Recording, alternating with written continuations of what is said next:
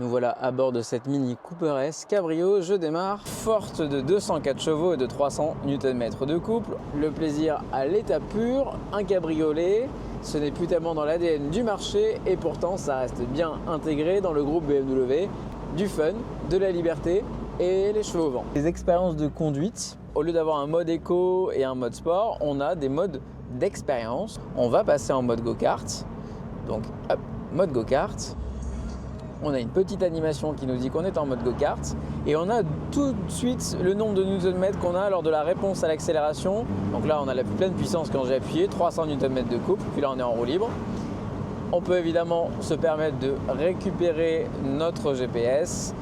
On a également l'affichage du GPS en visée tête haute, donc finalement cet écran-là peut vraiment être très ludique.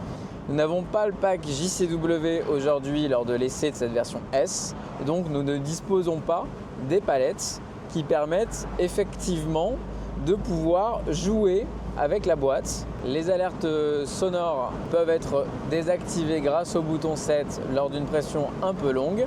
Je vous laisse me dire ce que vous pensez de l'intérieur de cette Mini Cooper S Cabrio qui fait le charme depuis cette nouvelle génération avec ce petit tissu qui lui va bien.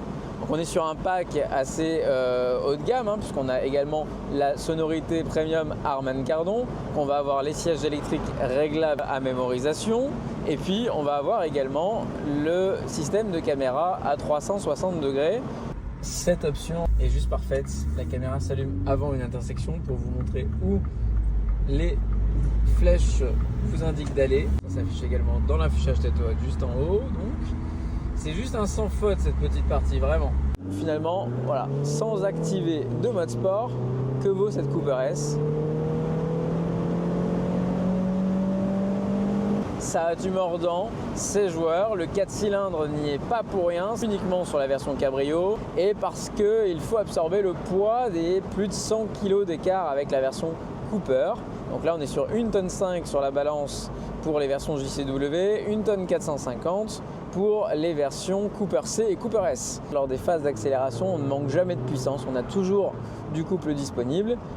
C'est juste dommage le petit délai de latence de la boîte de vitesse qui est merveilleusement bien géré dans le passage des rapports mais qui juste quand on lui impulse l'idée d'accélérer, parfois met un tout petit peu de temps. Les petits bilans, on a fait 190 km ce matin, une consommation de 8,2 litres au 100 et en roulant bien, ça je peux vous le dire.